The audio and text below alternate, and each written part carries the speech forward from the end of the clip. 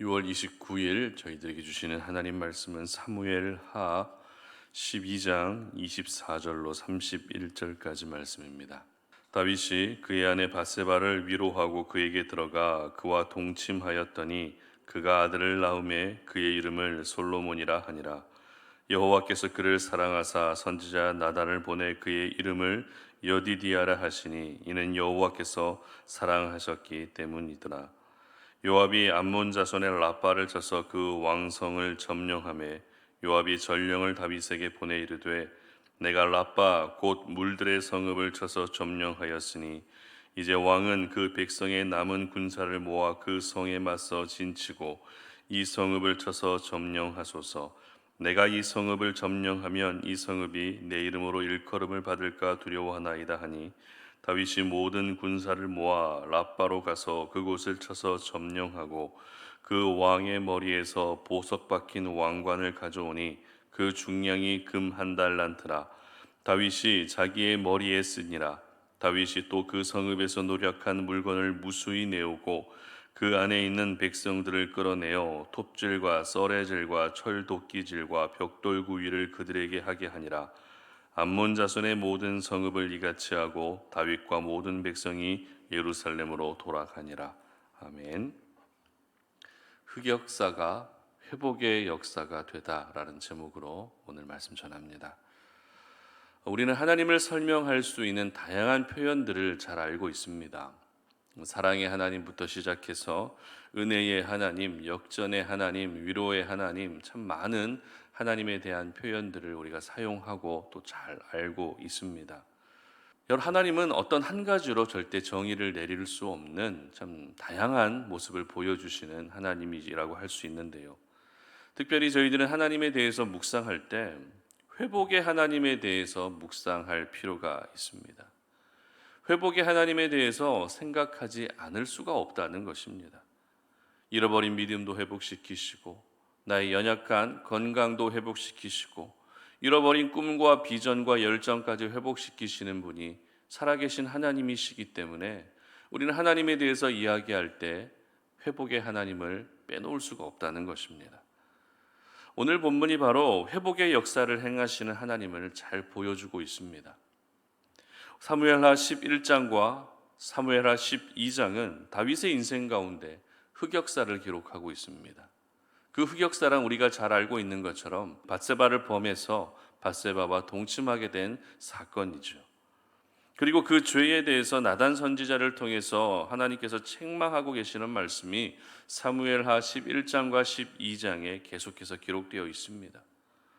하지만 다윗의 흑역사를 다루고 있다 할지라도 이 사무엘하 11장과 12장이 다윗의 흑역사를 세밀하게 기록하고 있다 할지라도 그 결론만큼은 결코 흑역사라 할 수 없습니다.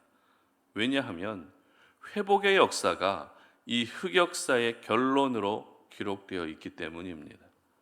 그렇다면 하나님께서 다윗에게 허락해 주셨던 회복의 역사는 구체적으로 어떤 것이었을까요?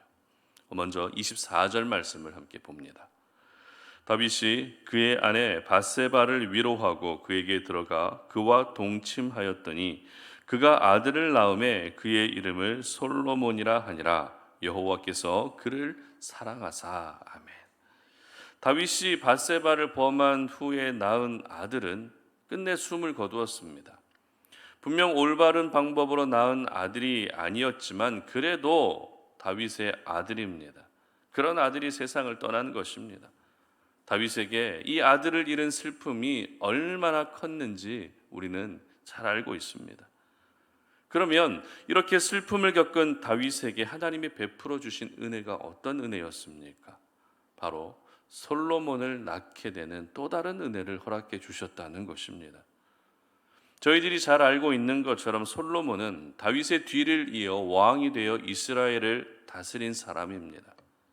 이미 다윗에게는 6 아들이 있었고 그리고 후궁들을 통해서도 수많은 아들을 낳았지만 그 아들들 가운데에서 다윗의 후계자가 세워진 것이 아니라 밧세바를 통해서 얻은 솔로몬이 바로 다윗의 후계자가 되게 하셨다는 것입니다.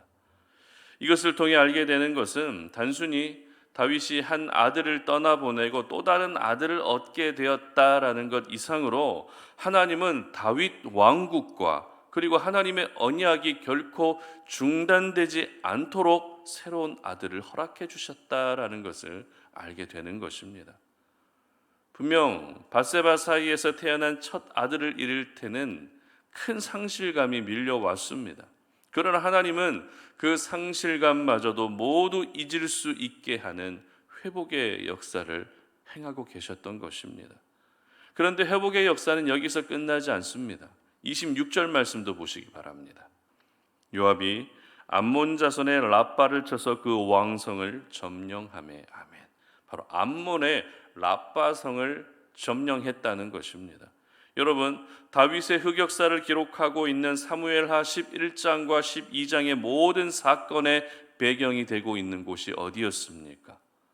바로 암몬의 랍바성이었다라는 것입니다. 이미 살펴봤던 사무엘하 11장 1절 말씀을 보시기 바랍니다. 사무엘하 11장 1절입니다.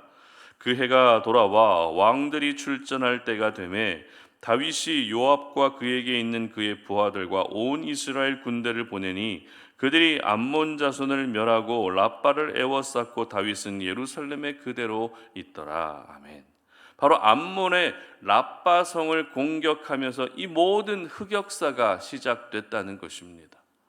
따라서 다윗에게 암몬의 랍바성은 부끄러움의 상징이었습니다. 모든 죄가 시작된 계기였습니다.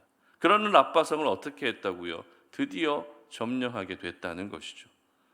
죄가 시작된 사건이 이제 은혜의 흔적이 남는 사건이 되고 있었던 것입니다. 이처럼 오늘 본문은 다윗의 흑역사로 시작된 이야기가 하나님의 회복의 역사로 매듭지어지고 있는 것을 보게 되는 것입니다. 그렇다면 우리가 흑역사의 인생이 회복의 역사의 인생이 되기 위해 필요한 것은 무엇일까요? 하나님께서 허락해 주셨던 다윗의 인생에게 허락해 주셨던 흑역사가 회복의 역사가 되기 위해 하나님께서는 도대체 어떤 일들을 통해서 이 일들을 행하셨고 오늘을 살아가는 저희들 역시 흑역사의 인생이 회복의 역사의 인생이 되기 위한 방법은 무엇일까요? 그것은 바로 회개입니다. 여러분, 후계자 솔로몬을 낳게 해주신 회복의 은혜, 그리고 랍바성을 점령하게 된 이 모든 사건이 있었던 시점이 언제인가 하면 바로 다윗이 회개하고 나서 이 모든 일이 있었다는 것입니다. 하나님이 보내신 나단 선지자를 통해서 책망의 말씀을 듣고 자신의 죄에 대해 부끄러워하며 울며 회개하고 나서 이 모든 회복의 은혜가 임할 수 있었던 것입니다. 그렇습니다. 회개를 통해 흑역사의 역사가 회복의 역사가 되고 있는 것입니다. 회개하는 사람이 흑역사의 인생을 마감하고 회복의 역사를 시작하게 되는 것입니다. 특별히 저희들은 하나님이 행하신 회복의 역사가 얼마나 귀한 것인지를 한번 생각해 볼 필요가 있는데요. 오늘 솔로몬이 태어나게 되고 그리고 랍바성을 점령하면서 많은 전리품들과 노동력을 얻을 수 있게 됩니다. 여기서 저희들은 중요한 공통점을 발견하게 되는데요. 솔로몬이 태어나고 그리고 여러 가지 노동력과 그리고 전리품을 얻었다라는 것, 이 두 사건에서 중요한 공통점이 발견됩니다. 그 공통점이란 바로 앞으로 지어지게 될 성전과 깊은 연관이 있다는 것입니다. 무슨 말입니까? 솔로몬이 바로 성전을 짓는 장본인이 된다는 것입니다. 그리고 암몬 사람에게서 얻은 전리품과 노동력이 결국 이후에 성전을 짓는 데 결정적인 밑거름이 되게 된다는 것입니다. 이처럼 우리 하나님의 회복의 역사는 잃은 것을 다시 찾게 해주는 것뿐만 아니라 앞으로 행하실 하나님의 또 다른 역사를 준비하는 시간이 되는 것입니다. 그러므로 저희들은 하나님의 회복의 역사에 대한 인식이 바뀌어질 필요가 있습니다. 하나님이 저희들의 삶 속에 어떤 회복의 역사를 행하신다면 회복의 은혜를 누리는 것도 중요하지만 그 회복의 역사를 통해서 앞으로 하나님이 행하실 새로운 일들을 기대할 수 있어야 하는 것입니다. 그 일에 쓰임 받을 수 있는 사람이 될 수 있도록 우리 스스로가 준비되는 시간이 되어야 한다는 것입니다. 회복의 역사를 누리는 것도 중요하지만 결국 그 회복의 역사를 통해서 또 다른 하나님의 역사의 현장의 중심에 있어야 한다는 것입니다. 우리는 누구에게나 흑역사의 모습이 있습니다. 누구에게도 말하고 싶지 않고 숨기고 싶은 과거의 흑역사가 우리에게 모두 있습니다. 그것이 누군가에게는 죄로 인한 흑역사일 수도 있고 또 어떤 분에게는 실수로 인한 흑역사일 수도 있습니다.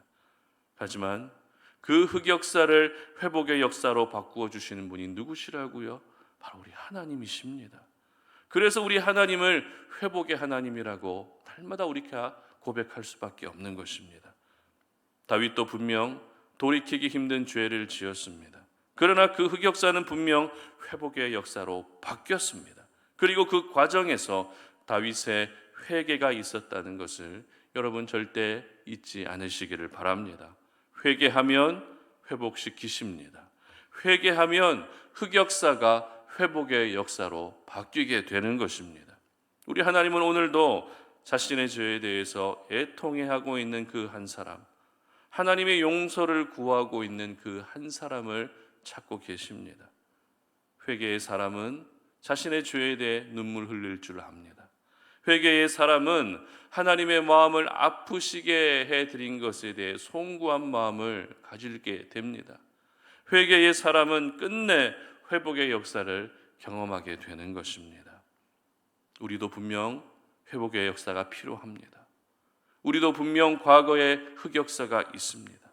그래서 그 과거의 흑역사에 자유하지 못하고 아직도 그 흑역사에 매여서 오늘을 살아갈 때가 참 많이 있는 것 같습니다. 그러나 하나님의 사람은 흑역사에 매여 살아가는 사람이 되면 안 됩니다. 하나님의 사람은 오늘도 하나님이 행하시는 회복의 역사를 바라보며 그 회복의 역사의 주인공이 될 수 있어야 합니다. 여러분에게 어떤 흑역사가 있었어도 그 흑역사를 반드시 회복의 역사로 바꾸시는 하나님을 오늘도 이 아침에 의지할 수 있기를 바랍니다. 그러므로 여러분의 삶 속에 하나님의 회복의 은혜가 넘쳐나는 그런 하루가 될 수 있었으면 좋겠습니다. 있던 흑역사마저도 회복의 역사로 모두 바뀌어지는 은혜가 있으시기를 바랍니다. 그리고 앞으로 하나님께서 행하실 또 다른 역사의 현장에 여러분이 반드시 자리할 수 있었으면 좋겠습니다. 오늘 이 아침에 기도하실 때 하나님, 지금 내 인생은 흑역사의 인생을 살고 있습니다. 그러나 내 인생 가운데 회복의 역사를 허락해 주시옵소서. 이렇게 기도하시고 내가 지은 죄에 대해서 슬퍼하오니 더 이상 내가 이 죄책감에 시달려 살아가는 것이 아니라 이 죄책감이 내 생각과 마음을 지배하지 않게 하시고 내 삶 속에 회복의 은혜만 넘쳐나게 해주시옵소서라고 그렇게 기도할 수 있었으면 좋겠습니다. 그래서 우리 성도님들 모두가 이 회개의 은혜를 통해서 흑역사가 회복의 역사로 바뀌어지는 놀라운 은혜가 있으시기를 주님 이름으로 축복합니다. 함께 기도하겠습니다.